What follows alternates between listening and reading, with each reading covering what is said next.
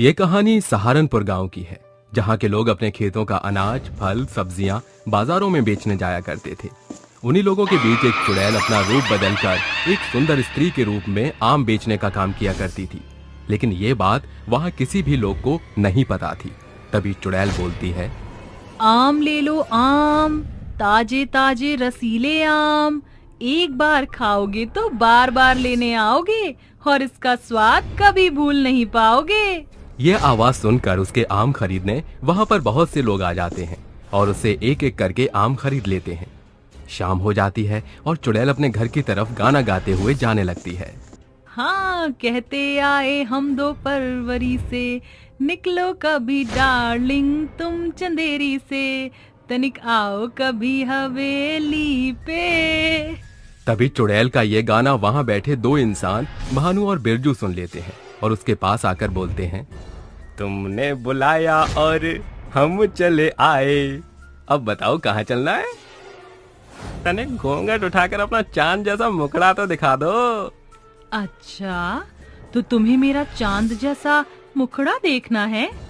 रुको, अभी दिखाई देती हूँ। इतना बोलकर चुड़ैल अपना घूंघट उठाती है और जोर जोर से हंसने लगती है। चुड़ैल को अपने सामने देख भानु और बिरजू डर से थर थर कांपने लगते हैं और उससे बोलते हैं, हमें छोड़ दो, मत मारो हमें, जाने दो हमें, भगवान के लिए हमारी जान बख्श दो। नहीं, मैं तुम्हें नहीं छोड़ूंगी, तुम दोनों को मारूंगी। जिसके बाद चुड़ैल उन दोनों की मुंडी काट देती है और उन्हें मारकर आम के बाग में जाती है और वहां से आम चुराकर अपने घर ले जाती है। और फिर उसी आम को वो अगले दिन सुंदर स्त्री के रूप में बाजार में बेचने चली जाती है। आम ले लो आम, ताजे ताजे आम, आओ और सस्ते दामों पर ले जाओ। तभी एक आदमी आता है और उससे बोलता है, अरे ओ सुंदरी, 2 किलो आम हमारे लिए भी तोल दो। ठीक है बाबूजी, अभी तोल देती हूँ। चुड़ैल आम तोलकर उस आदमी के हाथ में दे देती है कि तभी वो उसका हाथ पकड़ लेता है, जिससे चुड़ैल को बहुत ज्यादा गुस्सा आता है और वो मन ही मन बोलती है, तुझे तो मैं रात में सबक सिखाती हूँ। जिसके बाद वो आदमी वहाँ से अपने घर चला जाता है। रात होती है और चुड़ैल उस आदमी के घर जाती है। उसे सोता देख चुड़ैल उसे जमीन पर पटक देती है। तभी उसकी आंख खुलती है और वो अपने सामने चुड़ैल को देखकर डर जाता है और डरते हुए बोलता है, चुड़ैल, तुम तो चुड़ैल हो? हाँ, मैं चुड़ैल हूँ। बहुत हाथ पकड़ने का शौक है ना तुझे? ले पकड़ मेरा हाथ। मुझे माफ कर दो, मैं फिर से कभी किसी और का हाथ नहीं पकड़ूंगा, मुझे छोड़ दो, मुझे मत मारो। ऐसे कैसे तुझे छोड़ दूं? तूने गलती की है और उसकी सजा मैं तुझे देकर रहूंगी। जिसके बाद चुड़ैल उसे मारकर वहां से चली जाती है। अगले दिन सुबह उस इंसान की लाश गांव वालों को मिलती है, जिसे देखकर गांव वाले डर जाते हैं और बोलते हैं, अरे इतने समय से गांव में सब कुछ सही चल रहा था, पर न जाने अचानक से ऐसा क्या हो गया जिसकी वजह से गांव में लोग मरते जा रहे हैं। ये बात तो तुमने बिल्कुल सही कही, और मुझे तो ऐसा लग रहा है जैसे ये काम किसी जंगली जानवर का है। तभी वहीं पर खड़ी सुमित्रा बोलती है, नहीं, ये काम किसी जंगली जानवर का नहीं, बल्कि किसी प्रेत आत्मा का है। वही इंसान को इतनी बेरहमी से मार रही है। हमें ये बात गांव के सरपंच को बतानी चाहिए। जिसके बाद गांव के सभी लोग मिलकर सरपंच के पास जाते हैं और उन्हें गांव में हो रही मौतों के बारे में बताते हैं। जिसके बाद सरपंच उनसे कहता है, तुम लोग घबराओ मत और सभी अपने अपने घर जाओ। मैं इसी वक्त तांत्रिक बाबा के पास जाता हूँ और उनसे मदद मांगता हूँ। जिसके बाद सरपंच गाँव के तांत्रिक बाबा के पास जाता है और उनसे बोलता है, राम बाबा, बहुत उम्मीदों से मैं आपके पास आया हूँ। हमारे गांव में कुछ दिनों से अजीबोगरीब घटनाएं घट रही हैं, जिसकी वजह से लोग मरते जा रहे हैं। गांव के लोगों का मानना है कि ये काम किसी प्रेत आत्मा का है। कृपा करके हमारी मदद करिए। तुम घबराओ मत बेटा, मैं तुम्हारी मदद अवश्य करूंगा। जिसके बाद तांत्रिक बाबा सरपंच के साथ उसके गांव जाता है। गांव में जाकर बाबा यज्ञ जलाकर पूजा शुरू कर देते हैं और मंत्र पढ़ने लगते हैं।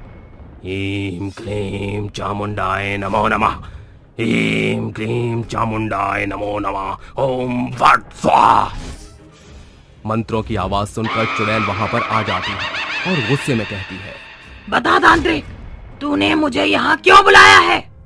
क्यों तू इन गांव वालों को मार रही है? क्या बिगाड़ा है इन लोगों ने? जल्दी से बता, नहीं तो मैं तुझे इसी वक्त जलाकर भस्म कर दूंगा। तू मेरी शक्तियों को नहीं जानता तांत्रिक। मेरी शक्तियों के आगे तू कुछ भी नहीं, और तू मेरे मामले में मत पड़। तेरी भलाई इसी में है कि तू यहाँ से वापस चला जा। तू अपनी शैतानी शक्तियों पर इतना घमंड न कर चुड़ैल। शायद तू मुझे नहीं जानती, मैं तेरा 1 मिनट में काम तमाम कर सकता हूँ। तू मेरा कुछ नहीं बिगाड़ सकता तांत्रिक। रुक, तुझे मैं सबक सिखाता हूँ। इतना बोलकर बाबा उसके ऊपर अभिमंत्रित भभूत फेंक देते हैं, जिससे वो दर्द से कराहने लगती है और बोलती है, हाय दैया, मैं तो मर गई। रुक तांत्रिक, मैं तुझे सब बताती हूँ। इतना बोलकर चुड़ैल बाबा को अपनी आप बीती बताने लगती है। मेरा नाम राधा था और मैं एक किसान की बीवी थी। मेरे पति पूरा दिन खेतों में काम किया करते थे और मैं अपने खेतों का आम बाजार में बेच आया करती थी। ऐसे ही एक दिन की बात है, उस दिन मुझे आम बेचकर घर आने में शाम हो जाती है कि तभी रास्ते में मुझे गांव के सरपंच मिलते हैं और मुझसे बोलते हैं, अरे क्या बात है राधा, आज तुझे घर लौटने में शाम हो गई? कछु नहीं सरपंच जी, वो बस आज बाजार में आम बेचने में देरी हो गई। इतना बोलकर राधा वहाँ से जाने लगती है कि तभी सरपंच और उसके साथी राधा को चारों तरफ से घेर लेते हैं। तभी सरपंच राधा का हाथ पकड़ लेता है और उससे बोलता है, इतनी भी जल्दी क्या है राधा, घर ही तो जाना है, चली जाना। तनिक हमारा भी तो मन लुभाई दो। तुरा ही गोरा बदन देखकर हमारी तो नियति फिसल गई। वाह, तू ही क्या कह रहा है सरपंच? तुझे तनिक भी लाज नहीं आई ये सब कहने में? अब तुझसे कैसा लाज राधा। इतना बोलकर सरपंच और उसके साथी जोर जोर से हंसने लगते हैं, जिसके बाद सरपंच राधा के साथ जबरदस्ती करने लगता है। तभी राधा सरपंच को जोर का धक्का देती है और वहां से भागने लगती है और भागकर एक कुएं में कूद जाती है और उसकी उसी कुएं में मौत हो जाती है। और तभी से मैं अपनी मौत का बदला लेने के लिए तड़प रही हूँ, और अब जब तक मैं सरपंच को मारकर अपनी मौत का बदला न ले लूं, मुझे शांति नहीं मिलेगी। मैं मानता हूँ तेरे साथ जो कुछ भी हुआ वो बहुत गलत था, पर अब तू इन्हें मत मार। इन्हें अपनी गलती का एहसास हो गया है और तू यहाँ से चली जा। मैं अपना बदला लिए बगैर नहीं जाऊंगी। मैं तुझे आखिरी बार बोल रहा हूँ, तू यहाँ से चली जा। नहीं, मैं नहीं जाऊंगी। बाबा के बार बार समझाने पर भी चुड़ैल नहीं मानती, जिसकी वजह से बाबा गुस्से में आ जाते हैं और उस पर पवित्र गंगा जल छिड़क देते हैं, जिससे वो उसी वक्त जलकर भस्म हो जाती है और उसकी आत्मा आसमान की ओर चली जाती है। पुलिस स्टेशन में चुड़ैल का साया। साहब, आपको घर नहीं जाना है क्या? देखिए रात के 10 बज गए हैं। रात के समय इस पुलिस स्टेशन में रुकना खतरे से खाली नहीं है। सुबह मैंने गांव वालों से भी इस पुलिस स्टेशन को लेकर कुछ अजीब चर्चा सुनी थी। तुम भी बेहद डरे हुए लग रहे हो, क्या बात है इंस्पेक्टर मोहित? अरे सर जी, इस पुलिस स्टेशन पर कुछ सालों से एक चुड़ैल का साया मंडरा रहा है। एक पुलिस वाले होकर तुम इन दकियानूसी बातों पर कैसे यकीन कर सकते हो? क्या तुमने उस चुड़ैल को अपनी आंखों से देखा? नहीं ना? साहब, कभी कभी जो आंखों से नहीं दिखता वो भी सच होता है। बताना मेरा फर्ज था, आगे आपकी मर्जी। मोहित के जाने के बाद फिर पुलिस स्टेशन में एसीपी अभिमन्यु के सिवा और कोई ना था। आधी रात सारा काम खत्म करते हुए थक कर कहता है, सारी फाइलों का काम कंप्लीट हो गया है, थोड़ी देर रेस्ट कर लेता हूँ। अभिमन्यु जैसे ही आंखें बंद करता है, पुलिस स्टेशन के चारों ओर एक औरत के रोने की आवाज जोर शोर से गूंजने लगती है, जिस कारण अभिमन्यु की नींद टूट जाती है और वो कहता है, ये किसके रोने की आवाज आ रही है? कौन है? सामने आओ, मैं भी तो देखूं आखिर चुड़ैल बनकर कौन इंसान लोगों को डराकर बांद्रा पुलिस स्टेशन का नाम खराब कर रहा है। फिर चुड़ैल उसके सामने आकर कहती है, तू मुझे देखना चाहता था ना, ले मैं आ गई। मतलब कि इंस्पेक्टर मोहित सच कह रहा था? जो भी रात के समय पुलिस स्टेशन में रुकता है, मैं उसका एनकाउंटर कर देती हूँ। चुड़ैल पुलिस को मौत के घाट उतार कर गायब हो जाती है। ऐसे ही लगातार चुड़ैल हर रात बांद्रा पुलिस स्टेशन में मौत का तांडव करती है। जिसे देखते हुए गांव के लोग बांद्रा पुलिस स्टेशन को भूतिया घोषित करके उस पर ताला लगा देते हैं। तकरीबन 2 साल के बाद सिद्धार्थ नाम के एक पुलिस वाले की पोस्टिंग बांद्रा पुलिस स्टेशन में होती है, जहां वो कहता है, साहब खैरियत चाहते हो तो लौट जाइए इस पुलिस स्टेशन से। इस पुलिस स्टेशन पर एक बड़ी खतरनाक चुड़ैल का साया है। आप शायद इंस्पेक्टर मोहित हैं, राइट? नहीं, अब मैं पुलिस वाला नहीं रहा, क्योंकि मुझे पुलिस की नौकरी से ज्यादा अपनी जान प्यारी है। मोहित के लाख समझाने पर भी सिद्धार्थ पुलिस स्टेशन का ताला खोल देता है। फिर दरवाजा खोलने के साथ उसके अंदर से सैकड़ों चमगादड़ उड़ते हुए बाहर निकलते हैं और मोहित कहता है, साहब अब तो समझ जाइए, ये चमगादड़ की टोली वहीं अपना बसेरा बनाते हैं जहां किसी खौफनाक चुड़ैल या बुरी शक्ति का साया हो। ये पुलिस की वर्दी आपकी जान ले लेगी सर। पुलिस की खाकी वर्दी एक पुलिस वाले की शान और गौरव होती है, उसकी जान की दुश्मन नहीं। अगर पुलिस वाले डरने लगे तो जनता को कौन संभालेगा? सिद्धार्थ सालों से बंद पड़े पुलिस स्टेशन को अकेले साफ सुथरा करने लगता है। ऐसा करते उसको काफी रात हो जाती है। तभी पुलिस स्टेशन की सभी बत्तियां जलने और बुझने लगती हैं, जिसे देखकर वो कहता है, ये अचानक से लाइट्स को क्या हो गया है? लगता है सालों बंद रहने की वजह से तकनीकी खराबी आ गई है। फिर पुलिस स्टेशन के चारों ओर चुड़ैल के रोने की आवाज आती है।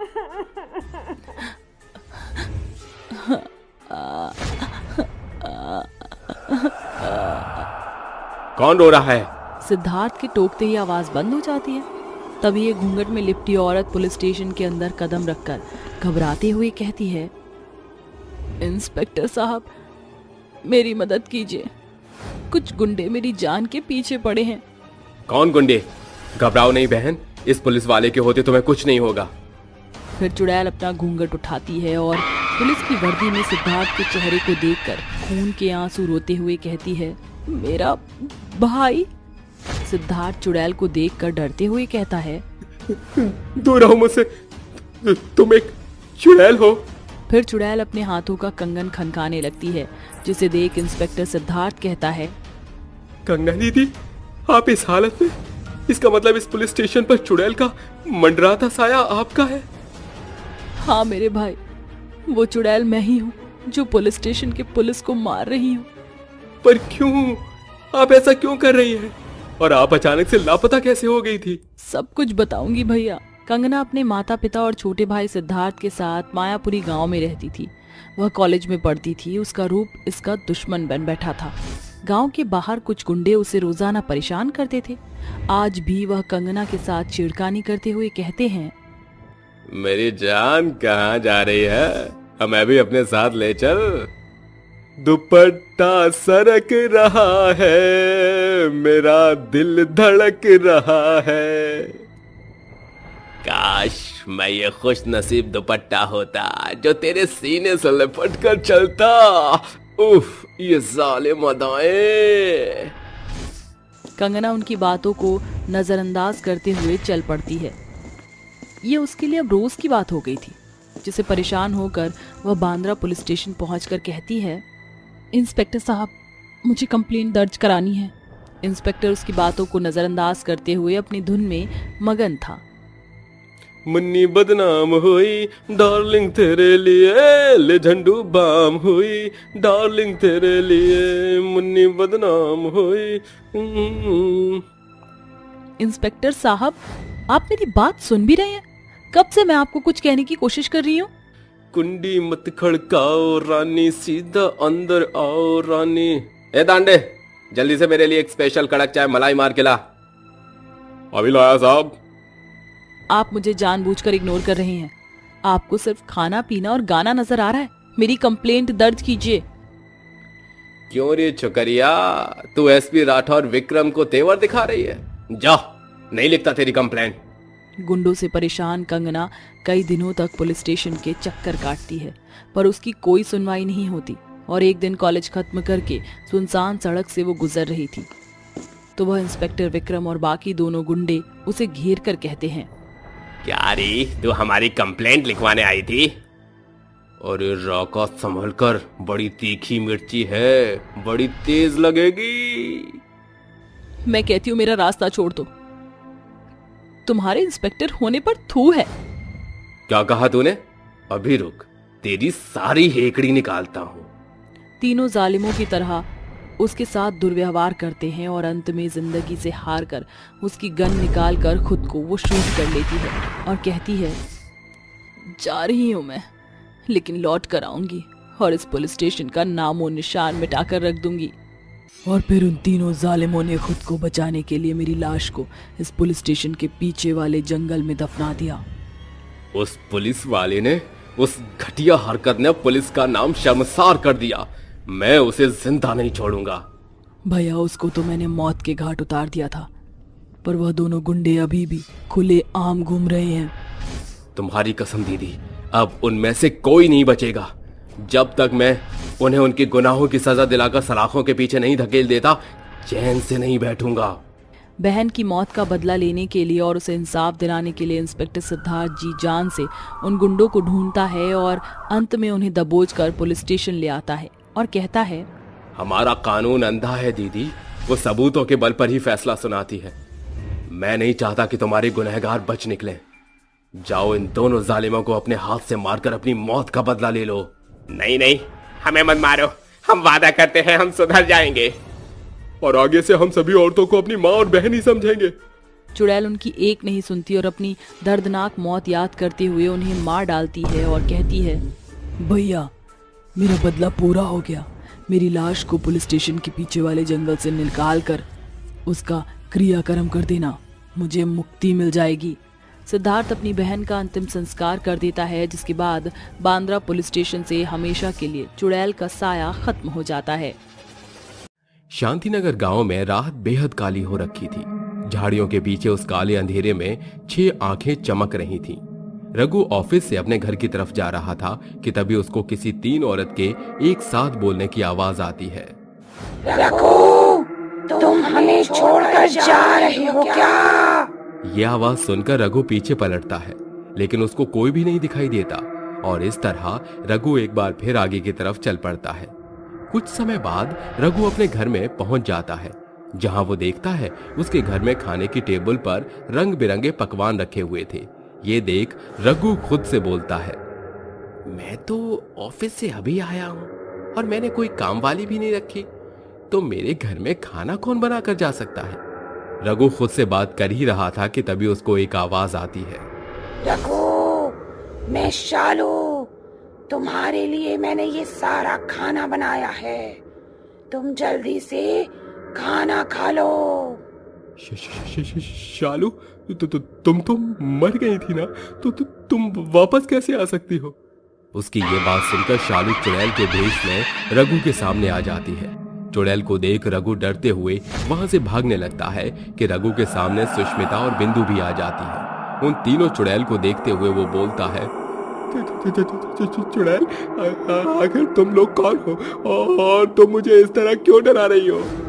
रघु जी, हम तीनों आपकी पत्नियां हैं।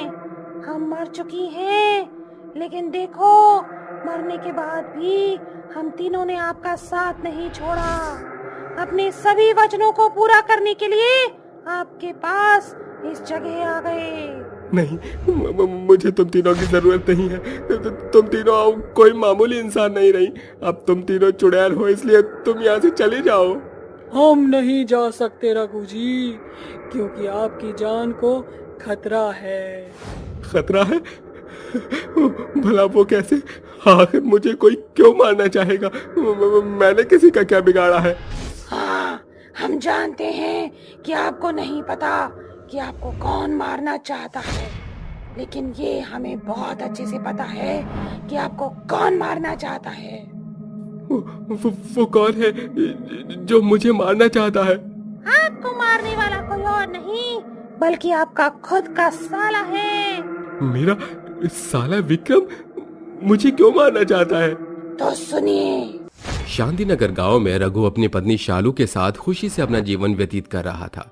एक बार जब रघु ऑफिस से अपने घर आ रहा था कि तभी वो देखता है कि एक लड़की जो कि रोड पर बेहोश पड़ी हुई थी, वो अपनी कार में बैठता है और अपने घर ले आता है। ये देख शालू बोलती है, अरे रघु जी, आखिर ये लड़की कौन है और आप इसको अपने इस घर में क्यों लाए हैं?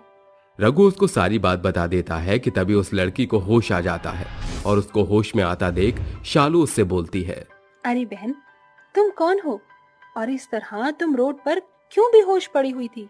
मेरा नाम सुष्मिता है और मैं अपने माँ बाबा की एक स्टेप चाइल्ड हूँ। वो मुझ पर बहुत अत्याचार करते थे, इसीलिए मैं वहाँ से भाग कर आ गई। ये सुनकर अब वो दोनों वहाँ से चले जाते हैं और कुछ समय बाद शालू अपने पति रघु से बोलती है, रघु जी, हमारी शादी को 10 साल हो गए हैं, लेकिन हमें कोई भी औलाद नहीं हुई है। ये लड़की सुंदर भी है और दिल से नेक भी लग रही है, इसीलिए आप दूसरी शादी कर लीजिए। आपको मेरे सर की कसम है। लेकिन शालू। रघु जी, मैंने आपको कसम दी है। अपनी पत्नी की जिद के आगे रघु सुष्मिता से शादी कर लेता है, जिसके बाद अब वो तीनों खुशी खुशी रहने लगते हैं। लेकिन कौन जानता था कि रघु की जिंदगी में कुछ ही समय बाद भूचाल आने वाला है। और इस तरह एक दिन फिर वो अपने काम से घर की तरफ लौट रहा था कि तभी एक लड़की को शादी के जोड़े में भागता हुआ देख वो अपनी कार रोक लेता है और उससे पूछता है, अरे तुम्हारा नाम क्या है और तुम इस शादी के जोड़े में इस तरह क्यों भाग रही हो? मेरा नाम बिंदु है और मेरे होने वाले पति का एक्सीडेंट हो चुका है। रघु उसे तुरंत अपनी गाड़ी में बिठाता है और हॉस्पिटल ले जाता है, जहां वो देखता है कि उसके पति की मौत हो चुकी है और उसके घर वाले उसको ताने मारते हुए बोलते हैं, अरे करम जली कहीं की, तू तो पैदा ही मनहूस हुई है। शादी हुई भी नहीं कि तूने अपने पति को खा लिया। अब बता, तुझसे शादी कौन करेगा? बेचारी बिंदु फूट फूट कर रोने लगी, जिसके बाद रघु उस भीड़ में आगे आता है और बिंदु का हाथ पकड़कर उसे शादी के लिए हाँ कर देता है। इस तरह अब बिंदु की शादी भी रघु से हो जाती है। शालू और सुष्मिता बिंदु को भी अपना लेती हैं और इस तरह अब वो चारों ही खुशी खुशी रहने लगते हैं कि तभी एक दिन बिंदु का भाई विक्रम आता है और अपनी बहन को इतने अमीर घर में देख उसके मन में लालच आ जाता है। वो ये सब देखकर अपनी बहन बिंदु से बोलता है, अरे बिंदु, तेरा पति तो बहुत ही ज्यादा अमीर है, तू तो पैसों में खेल रही है, पैसों में। विक्रम अपनी बहन से बात कर ही रहा था कि तभी शालू और सुष्मिता भी वहां आ जाती हैं। शालू और सुष्मिता को देख विक्रम की नियति अब खराब हो जाती है और वो उनके पास उनके साथ जोर जबरदस्ती करने के लिए चला जाता है। ये सब बिंदु देख लेती है और बिंदु अपने भाई को बोलती है, निकल जा मेरे घर से, ये मेरी बड़ी बहन जैसी है, लेकिन तूने तो इनको अपनी बहन न समझकर इनके ऊपर बुरी नजर डाल दी। तू मेरे घर में रहने लायक नहीं है। अरे बस नहीं कर, तेरे पति की सारी जायदाद मैं हड़प लूंगा और अब मैं तुम तीनों को भी नहीं छोड़ूंगा, क्योंकि तुम तीनों को मेरा राज पता चल चुका है। इतना कहकर विक्रम तीनों का गला काट देता है और अपनी बहन के घर से चोरी करके वहां से भाग जाता है। रघु जी, इस तरह हम तीनों की मौत हो चुकी और आपको लगा कि किसी चोर ने हमें मार दिया, लेकिन दरअसल वो कोई चोर नहीं बल्कि मेरा खुद का भाई था। मैं तुम तीनों से कितना प्यार करता था, लेकिन मुझे ये नहीं पता था कि मेरा खुद का साला आस्तीन का सांप निकलेगा। मैं तो उसे अपना मानता था, लेकिन उसने क्या किया, मेरे पीठ पर ही खंजर भोंक दिया। ये तो वही बात हुई, घर का भेदी लंका ढाए। चुड़ैल और रघु आपस में बात कर ही रहे थे कि तभी विक्रम अपने पैरों से दरवाजा तोड़ते हुए रघु के घर में घुसता है और रघु के माथे पर बंदूक तानते हुए उससे बोलता है, जीजा, चुपचाप अपनी सारी प्रॉपर्टी मेरे नाम कर दे। तुमने मेरी पत्नियों को मारा, आखिर क्यों? अरे छोड़ ना जीजा, आपकी पत्नियों को मेरा सच पता चल गया था, इसलिए मैंने उन्हें मार दिया। तू अपनी प्रॉपर्टी मेरे नाम करेगा या तू भी अपनी पत्नियों के पास जाएगा? तूने मेरी पत्नी को मारा है, मैं अभी पुलिस को फोन करता हूँ और तुझे गिरफ्तार करवाता हूँ। उसकी बात सुनकर विक्रम बंदूक की गोली चला देता है, लेकिन चुड़ैल विक्रम की बंदूक ऊपर की तरफ मोड़ देती है। इस तरह वो तीनों चुड़ैल विक्रम के सामने आ जाती है। चुड़ैलों को देख विक्रम की सिट्टी पिट्टी गुल हो जाती है और वो डरते हुए बोलता है, चुड़ैल, तुम कौन हो और तुम मेरे सामने क्या कर रही हो? मैं तेरी बहन हूँ और अब तू नहीं बचेगा। उस रात तो तूने हमें मार दिया था, लेकिन अब तू नहीं बचेगा। बिंदु चुड़ैल इतना बोलती है और बिंदु, सुष्मिता और शालू तीनों चुड़ैल उसको फुटबॉल बनाकर इधर से उधर लात मारती रहती हैं। जिसके बाद वो तीनों उसको हवा में उड़ाकर अपने भूतिया शक्ति से विक्रम के चिथड़े चिथड़े उड़ा देती है। इस तरह अब विक्रम की एक भयानक मौत हो जाती है। रघु जी, अब हमारा मकसद पूरा हो चुका है। अब हम यहाँ से जा रहे हैं। मैं तुम तीनों से बहुत प्यार करता हूँ। भले ही तुम मर चुकी हो, लेकिन मैं तुम तीनों को यहाँ से कहीं नहीं जाने दूंगा। तुम तीनों को मेरी कसम है, तुम मुझे छोड़कर कहीं नहीं जाओगी। रघु का प्यार उन तीनों चुड़ैलों को रोक लेता है और वो तीनों चुड़ैल अपने पति के साथ अब खुशी से रहने लगती हैं। अमावस्या की रात थी। अमावस्या में भेड़ी के चिल्लाने की आवाज आ रही थी। चांद की रोशनी पूरे गांव में फैल रखी थी और चांद की तरफ से एक भूत जो घोड़े पर सवार हो रखा था वो धरती पर उतर रहा था। उस भूत की गर्दन कटी हुई थी। उसकी कटी हुई गर्दन उसके एक हाथ में थी और दूसरे हाथ में एक कटार थी। वो नीचे धरती पर उतरते हुए चिल्ला चिल्ला कर बोलता है, मैं किसी को नहीं छोड़ूंगा। मैं अपनी मौत का बदला अवश्य लूंगा। मैं इस रात का बेसब्री से इंतजार करता हूँ। अब इस गांव में एक बार फिर मौत का मंजर शुरू होगा। इतना कहकर वो भूत धरती पर उतरता है और घोड़े को आगे बढ़ाते हुए गांव में घूमने लगता है। घूमते घूमते ही उसकी आंखों के सामने 4 से 5 लोग दिखाई देते हैं जो आपस में हंसी मजाक करते हुए जा रहे थे। अरे भैया, आज तो हम रेहान की शादी में जा रहे हैं। आज तो बहुत ही ज्यादा मजा आएगा। हम सभी लोग रम पियेंगे। सही बोल रहा है तू भाई, आज हम लोग रम के साथ साथ वोडका भी पियेंगे। इतना कहकर वो सभी लोग आगे बढ़ ही रहे थे कि तभी हवाओं का रुख बदल जाता है और उस हवाओं का रुख बदला हुआ देख विराज बोलता है, अरे राजा, हवाओं का रुख अचानक ही कैसे बदल सकता है? विराज, तुम कैसी बात कर रहे हो? अगर हवाओं का रुख बदल रहा है तो इसमें डरने वाली क्या बात है? विनीत, हवाओं का रुख इस तरह बदलना सही नहीं होता। और तो और आज अमावस की रात भी है, इसलिए हमें थोड़ा संभल कर जाना चाहिए। विराज ये बोल ही रहा था कि तभी उसके सामने अंधेरों को चीरता हुआ एक घोड़ा आता हुआ दिखाई देता है। उस घोड़े पर कोई और नहीं बल्कि एक सिर कटा हुआ भूत था। ये नजारा देखकर उन चारों के होश उड़ जाते हैं। सिर कटे हुए भूत को देखकर विराज बोलता है, देखा, मैंने कहा था ना, हवाओं का रुख बदलना अच्छी बात नहीं होती। देख लिया अपनी जिद का नतीजा। मैं तुमसे कह रहा था ना कि हमें अपना रास्ता चेंज करना चाहिए, लेकिन तुम लोग इसी रास्ते पर चलते रहे। अब भुगतो तुम सभी लोग। विराज इतना बोल ही रहा था कि तभी घोड़े पर सवार भूत दौड़ता हुआ आता है और अपनी कटार से विराज की गर्दन को काटकर अपने दूसरे हाथ में अपनी गर्दन के साथ जोड़ लेता है और हंसते हुए बोलता है, एक तो गया, अब तुम तीनों की बारी है। तुम तीनों भी इस दुनिया से बहुत जल्द ही जाने वाले हो। पर तुम क्यों कर रहे हो ऐसा? तुम हमारी जान क्यों ले रहे हो? तुम हमें क्यों मारना चाहते हो? आखिर तुम कौन हो? तू मुझे कैसे भूल सकता है राजा? खैर, कोई बात नहीं। अगर तुझे मैं याद नहीं तो इसमें मैं कुछ नहीं कर सकता, लेकिन तू तो जिंदा नहीं रहेगा।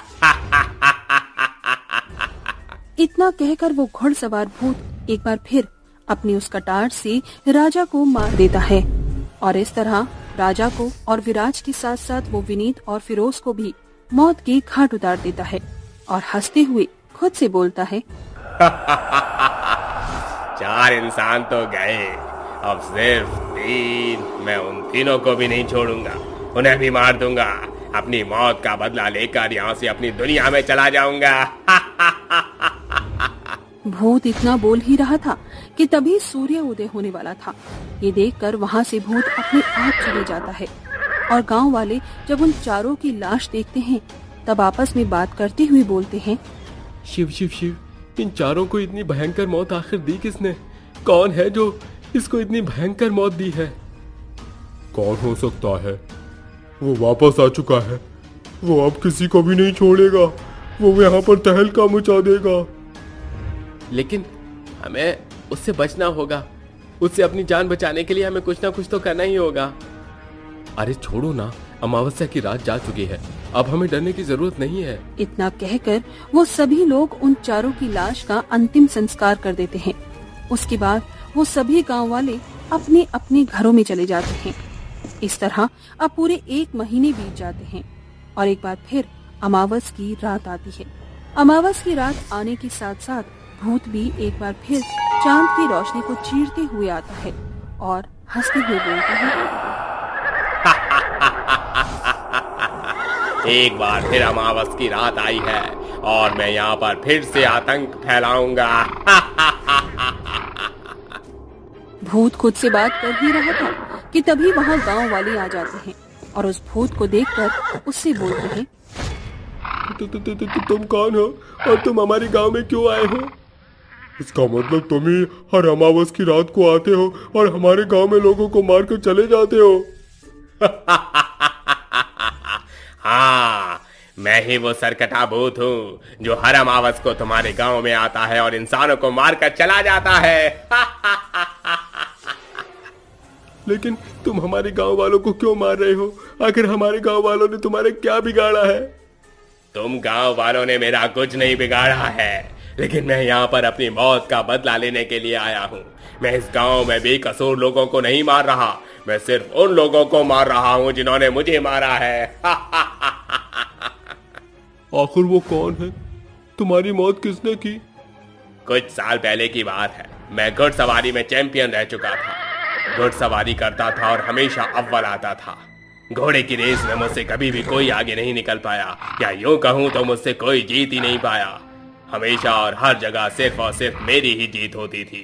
लेकिन मुझे पता नहीं था कि मेरे अपने ही मेरे पीठ पर छुरा भोंक देंगे। एक दिन घुड़सवारी हो रही थी। मेरे दोस्तों को ये बात बहुत अच्छे से पता थी कि इस रेस में मैं ही जीतने वाला हूँ। अरे विनीत भाई, लगता है इस बार भी यही जीतेगा।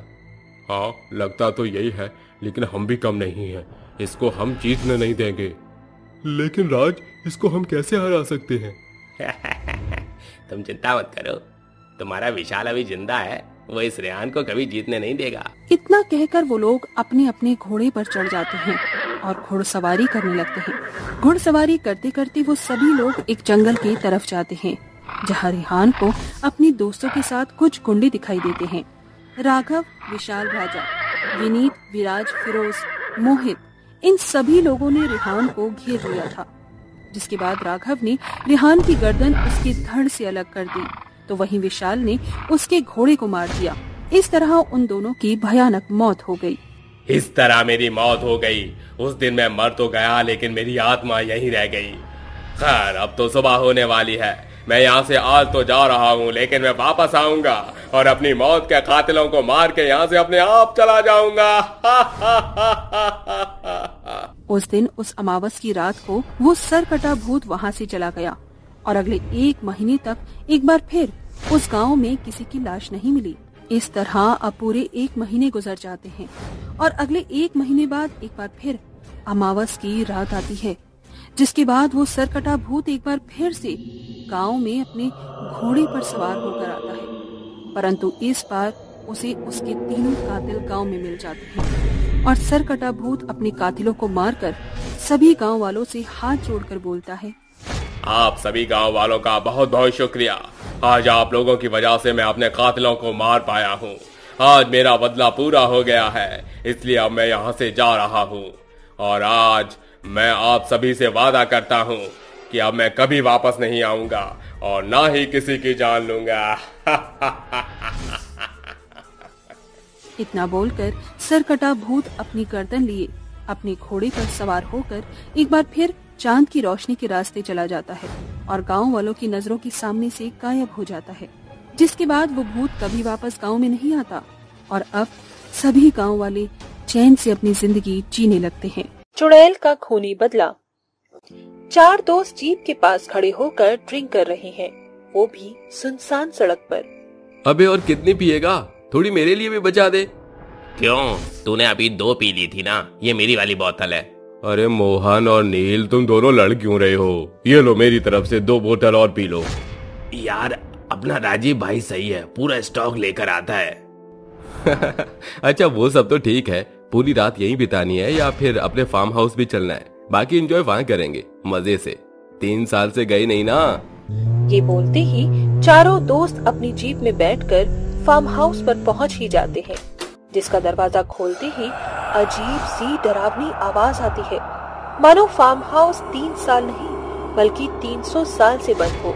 और नील कहता है, अबे यार पहले की तरह एक नौकरानी रखने देना जो यहाँ की साफ सफाई कर दे, कितनी धूल मिट्टी है। तू बोल तो दोबारा एक नौकरानी ले आता हूँ। नेकी और पूछ। ये बोलकर वो चारों लड़के हॉल की खुद ही सफाई कर लेते हैं और अपने फोन से म्यूजिक चलाकर हाथ में बोतल लिए नाचने लगते हैं। आज फिर पीने की तमन्ना है, आज फिर पीने का इरादा है, डंग डंग डंग डंग डंग। जॉनी। हाँ जी। तूने पी है? ना जी। मुंह को खोलो। हाँ जी। झूठ बोलिया? ना जी।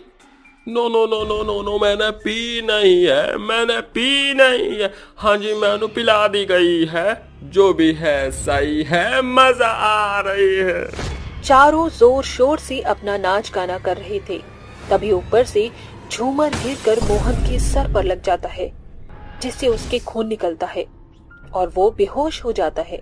कुछ देर बाद उसके होश में आते ही उसके सर पर पट्टी लगी होती है और वो कहता है, मैं कहाँ हूँ? अबे साले याददाश्त भूलने की एक्टिंग कर रहा है क्या? हम तीनों तेरे कमीने दोस्त हैं। हाँ याद आ गया मुझे। तुम तीनों की मनुष्य वाली शक्ल देखो, तुम तीनों मेरे ही हो सकता है। चोट कैसे लग गई? पता नहीं कैसे तेरे सिर पर वो बड़ा सा झूमर गिर गया, हमें तो लगा तो तू बचेगा ही नहीं। चारों दोस्त आपस में बातें कर ही रहे थे कि उस रूम के सामान की तोड़फोड़ होने लगती है। फिर उनके पीने की बोतल उन चारों के सर पर लगातार फूटती है और चारों दर्द से चिल्लाकर कहते हैं, कौन है यहाँ? कौन कर रहा है ये सब? अरे मोहन को जल्दी से रूम से बाहर ले चलो, ये बोतल फेंकना तो बंद ही नहीं हो रहा। चारों दोस्त अपनी जान बचाते हुए उस रूम से मोहन को लेकर दूसरे कमरे में जाते हैं। तभी उनके पास से चमगादड़ उड़ कर जाते हैं। फार्म हाउस की सारी लाइट जलनी बुझने लगती है, दरवाजे अपने आप खुलने बंद होने लगते हैं। ये देखकर चारों डर जाते हैं और बोलते हैं, कौन है यहाँ? कौन कर रहा है ये सब? मोहन तेरे फार्म हाउस में कोई रहता था क्या पहले से? नहीं यार, यहाँ कोई भी नहीं रहता था पहले से। मैं रहती हूँ यहाँ, तुम्हारी महबूबा। क्यों ना अब इन चारों को मार दिया जाए, क्योंकि अपने खून का बदला तो लेना ही पड़ेगा ना। नहीं, एक एक करके तड़पा कर चारों को मारेंगे। एक बार में एक साथ मार दिया तो क्या मजा आएगा। थोड़ा मजा लेते हैं, कितने टाइम बाद हमारे मालिक आए हैं। सही बोली तू, बिल्कुल ऐसे ही करते हैं। तो पहले उस नीली शर्ट वाले को मार देते हैं, ठीक है? बिल्कुल। ये बोलते ही वो चुड़ैल कपिल को हवा में उठाकर जमीन पर पटक देती है। ये देखकर बाकी दोस्त हैरान हो जाते हैं। चुड़ैल कपिल को बहुत मारती है, उसके हाथ पैरों से खून बहने लगता है। तभी वो कहती है, क्यों मालिक, कैसा लगा आपको? जूस चाहिए या फिर यहाँ मरना पसंद करेंगे? कौन हो तुम? कहीं तुम त्रिशा और वैशाली तो नहीं हो? अरे तूने तो हमें बहुत जल्दी पहचान लिया। चल अच्छी बात है, तुझे ये तो पता है कि तू किसके हाथों मरने वाला है। त्रिशा, तू मार डाल इसे और वैसे ही मौत दियो जैसे इसने हमें तड़पा कर दी थी। भागो चुड़ैल हमें भी मार डालेगी। जैसे ही चुड़ैल नील को भागता हुआ देखती है, तभी वो सारे दरवाजे बंद कर देती है और दूसरी चुड़ैल कपिल को एक झटके में मार देती है। अब किसकी बारी है? हाँ, अब तू मरेगा राजीव, तू। ये बोलते ही चुड़ैल उसे जमीन पर इतना पटकती है कि उसे अधमरा कर देती है। फिर उसके चेहरे पर अपने लंबे नाखूनों से इतना खरोचती है कि अब उसकी शक्ल भी पहचान में नहीं आती, जिसके बाद वो दर्द से मर जाता है। ऐसे 2 हफ्ते बीत जाते हैं और दोनों चुड़ैल इतने दिन तक मोहन और नील को परेशान करती हैं। वो इतना डर जाते हैं कि अकेले सोते भी नहीं थे। चुड़ैल उन्हें बार बार मारती थी और फिर छोड़ दिया करती थी। दोनों फार्म हाउस से बाहर जाने की जितनी भी कोशिश करते, उतनी ही वो चुड़ैल उनका बुरा हश्र करती थी। मदन नाम का रिपोर्टर डरावनी जगह को ढूंढते हुए उस फार्म हाउस पर आ जाता है और वहाँ की जगह के बारे में नोटिस करता है। रात में रिपोर्टर को बेहद डरावनी 2 औरतों के रोने की आवाज आती है। आप रो क्यों रही हो और कौन हो आप दोनों? मैं त्रिशा हूँ और ये वैशाली। क्या आपको मेरी कुछ हेल्प चाहिए? बताइए। हाँ, हेल्प चाहिए। मैं अपनी सहेली वैशाली के साथ इस फार्म हाउस पर 4 लड़कों के साथ उनकी सेवा करने आई थी। कुछ पैसे कमाने के लिए हम दोनों ने नौकरानी बनने से समझौता कर लिया। वो लड़के जब जूस और खाने पीने की चीजें मंगवाते थे, हम दोनों वो लाते। ऐसे ही एक बार वो बोलते हैं, अरे मेरी रानी, जरा नाच के तो दिखाओ। नहीं नहीं, इन कुत्तों के सामने मत नाचना। अब आप ये कैसी बातें कर रहे हैं? गोरी वाली वैशाली, तू नाच। अरे नाच ना। साहब, हमें नाचना नहीं आता, हमें जाने दीजिए, बर्तन साफ करने हैं। अरे छोड़ बर्तन, हम तुझे रानी बना रहे हैं, तू नौकरानी बनना चाहती है। मैं इन दोनों से नाच करवाता हूँ, अभी रुको। ये बोलते ही कपिल जबरदस्ती दोनों का हाथ पकड़कर उन्हें नचाता है। बाकी के तीनों दोस्त उन नौकरानियों का मजाक उड़ाते हैं और फिर नशे की हालत में उनके साथ बदतमीजी करने लगते हैं और जबरदस्ती डांस भी करते हैं। और फिर चारों उन दोनों पर हावी होकर उनकी जान ले लेते हैं और कहते हैं, अरे ये क्या, ये तो मर गई। अरे यार, तुम लोगों ने ये क्या कर दिया? अब ऐसा करो, जल्दी से इसे दफना दो इसी फार्म हाउस के पीछे। ये बोलते ही चारों दोस्त उन दोनों लड़कियों की लाश को दफन कर देते हैं और वहाँ से ताला लगाकर चले जाते हैं। उसी के बाद से हम दोनों की आत्मा यहाँ भटकती है। इसका मतलब आप दोनों मर चुकी हो? तो मुझे कैसे दिख रही हो और मैं आपकी क्या मदद कर सकता हूँ? अब हमसे डरिए मत, हम इन्हें मारकर अपना बदला तो ले लेंगे, लेकिन हमारे बारे में ये बात कोई नहीं जानता। मैं चाहती हूँ ये बात बाहर का समाज भी जाने और इनकी दरिंदगी के बारे में भी जाने, और ये काम आप ही कर सकते हैं और आप ही हम दोनों को मुक्ति दिला सकते हैं। यहाँ हमें दफन किया गया है और आप हमारी अस्थियों का विसर्जन करवा दीजिए। ठीक है, मैं आपकी मदद करने के लिए तैयार हूँ। ये बोलते ही रिपोर्टर चुड़ैल का साथ देता है और वो चुड़ैल उस रिपोर्टर की आंखों के आगे ही उन दोनों लोगों को बेरहमी से मार डालती है। दोनों चुड़ैल उनके दफन की जगह पर रिपोर्टर को ले जाती है और रिपोर्टर विधि पूर्वक उन दोनों का अंतिम संस्कार कर देता है और अगले दिन अखबार में उन दोनों लड़की की सच्ची घटना को समाज के आगे उजागर करता है। इस तरह वो दोनों चुड़ैलें अपने खून का बदला उन चारों लड़कों से ले लेती हैं।